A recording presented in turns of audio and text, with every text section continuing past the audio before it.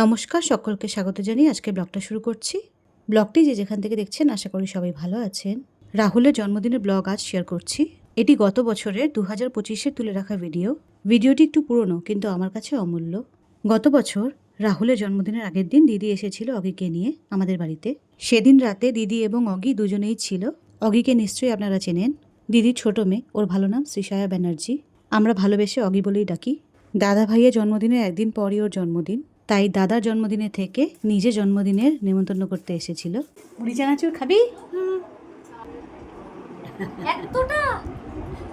আরে তুই না, তুইও খাবি আমিও খাবো, দুইজনে খাবো। আমি বললাম ভেন্ডি ভাজা আর পেঁপে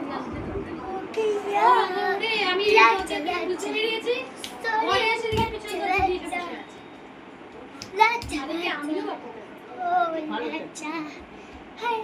এদিকে বিকেল গড়িয়ে সন্ধ্যা নেমে এসেছে।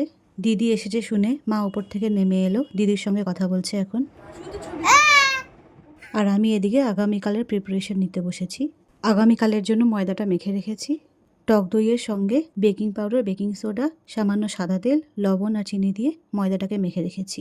ময়দাটা মেখে রেখেছি বলে অনেকটা কাজ এগিয়ে গেছে। পরের দিন শুধু বেলবো আর ভাজবো। এখন পরের দিনের জন্য সবজিগুলো কাটতে বসেছি। রাতের রান্না দুপুরেই করে রেখেছিলাম, তাই রাতে আর তেমন কোনো চাপ নেই। আমি এদিকে ক্যাপসিকামগুলো কাটছি, দিদি ওদিকে গাজরগুলো ছাড়িয়ে দিচ্ছে। সঙ্গে আমাদের ছোটবেলার গল্প করছে রাহুল আর রগির সঙ্গে। আমি তোর মাসিমণি দুধ আনতে গেছিলাম। ও সেই গল্পটা মোটর ডেয়ারি থেকে দুধ নিতে। তুমি ওকে বলছো, ওই এটা কারোর সাথে একই করে দেবে। এবারে আগের দিন রাতে ছোলা ভিজিয়ে রেখেছিলাম, তাদেরই প্রেসারে দিয়ে গোটা গরম মশলার সঙ্গে লবণ দিয়ে 2-3টে হুইসেল দিয়ে নিয়েছি। সকাল সকাল উঠে আগে রান্নাটা সেরে নিলাম। আজ রাহুলের জন্মদিন, তাই রাহুলও ভোরবেলা উঠে গেছে। ঘুম থেকে উঠে আগে স্নানটা সেরে নিয়েছে ছেলে। ওর বাবা ওর জন্য একটা নতুন সাদা গেঞ্জি নিয়ে এসেছিল, ওটাই ও পরবে। ঠাকুরের জন্য 5 রকম মিষ্টি এনেছে এবং রাহুলের জন্য 5 রকম মিষ্টি এনেছে ওর বাবা। ছেলে যে মিষ্টিগুলো খেতে পছন্দ করে সেগুলোই বেছে বেছে এনেছে। এদিকে আমিও স্নান সেরে চলে এসেছি ঠাকুর ঘরে। ঠাকুর পুজো দিয়ে নিলাম। ঠাকুরের আসন ফুল দিয়ে সাজিয়েছি। রাহুল উপরে গিয়ে ওর দাদু ঠামিকে প্রণাম করে এসেছে। নিচে এসে আমাকে, দিদিকে, ওর বাবাকে প্রণাম করলো। এখন যাবে ওর বাবার সঙ্গে ওর কাকা বাড়িতে কাকা কাকিমাকে প্রণাম করতে। রাহুল ওর বাবার সঙ্গে ফিরে এলেই আমরা মন্দিরে যাব।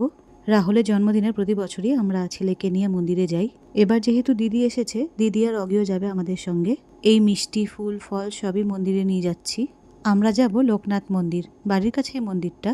আমি তাড়াহুড়ো করে বেরিয়েছি, কানের দুল পরতে ভুলে গেছি, তাই দিদি তার ব্যাগ থেকে আমাকে কানের দুল দিল পরার জন্য। আমরা আজ যে মন্দিরে এসেছি এটি হলো লোকনাথ মন্দির। খুবই জাগ্রত একটি মন্দির।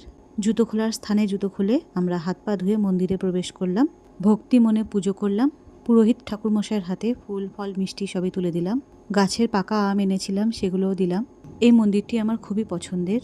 বাড়ি ফিরে এসেছি। দিদি বিছানায় একটা নতুন চাদর পেতে দিয়েছে। ঝপাঝপ জামাকাপড় ছেড়ে একটা নাইটি পরে রান্নাঘরে চলে এলাম। কড়াইতে তেল গরম বসিয়ে আগে পাঁপড়গুলো ভেজে তুলে নিলাম। দিদি বাচ্চাদের 2টি করে পাউরুটি সেঁকে বাটার দিয়ে দিল। আর আমি পাঁপড়গুলো ভেজে তুলে নিয়ে ফ্রাইড রাইসটা বসিয়ে দিলাম। ফ্রাইড রাইস করব বলে সবজিগুলো রাতেই কেটে রেখেছিলাম। আর মন্দিরে যাওয়ার আগে তরকারিগুলো বানিয়ে গিয়েছিলাম। তরকারির মধ্যে করেছি চানা মশলা আর পনির। রাহুল পনির খেতে ভীষণ ভালোবাসে, তাই ওর জন্য তো পনির করবই। আর যেহেতু শনিবার পড়েছিল জন্মদিনটা, তাই নিরামিষ করেছিলাম। আমার মা, দিদি এরা তো শনিবার দিন নিরামিষ খাই, তাই নিরামিষটাই করেছিলাম। দিদি ঝপাঝপ বেলে দিল আর আমি ভেজে ভেজে তুললাম। কি সুন্দর ফুলেছে লুচিগুলো। লুচি নয়, এগুলো ঠিক নান টাইপের হয়েছে, বেবি নান টাইপের হয়েছে। রান্নাঘরের কাজ মোটামুটি সবই শেষ। মা বোনও চলে এসেছে, তাদের আমপান্না শরবত দিলাম। এই আমপান্না শরবতটা বিশেষ করে রোদের থেকে এলে খেতে ভালো লাগে। এখন রাহুলের জন্য খাবার গোছাচ্ছি। চানা, পনির সব বাটি বাটি করে তুললাম। না একটা মাত্র লাইন পাওয়া কাঁচা লঙ্কা তো মা গাছের আম গাছের আম সব করে কারা আছে। হ্যাঁ যেমন কথা আইয়ার ভালো, কিন্তু আইয়ারকে পাত্তা দেয়।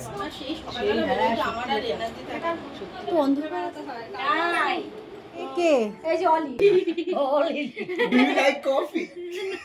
না না ওভাবে না অলি এখানে বল কি বলবে একটা কফি এই গেঞ্জিটা আমি চয়েস করি। দুপুরের খাওয়া দাওয়া, বিকেলের চা সব কিছুই আমরা একসঙ্গে করলাম। হাসি, গল্প, আড্ডা এই দিয়ে আজকের দিনটা ছিল বেশ ভালো। সন্ধ্যের পরে কেক কাটার পর্বটাও সেরে ফেললাম। রাহুলের জন্মদিনের দিন বেশ ভালোই বৃষ্টি হয়েছিল। আর এই বৃষ্টি মাথায় নিয়েই মা আর দিদি বাড়ি ফিরে গেল। মা, দিদি, বোন, অগিকে টোটোতে তুলে দিলাম। এই ছিল আমার আজকের ব্লগ। আমার ছোট্ট একটা স্মৃতি যা আপনাদের সঙ্গে শেয়ার করলাম। ভিডিওটা ভালো লাগলে অবশ্যই লাইক করবে, চ্যানেলটাকে সাবস্ক্রাইব করবে। অনেক অনেক ভালো থাকবেন। নমস্কার।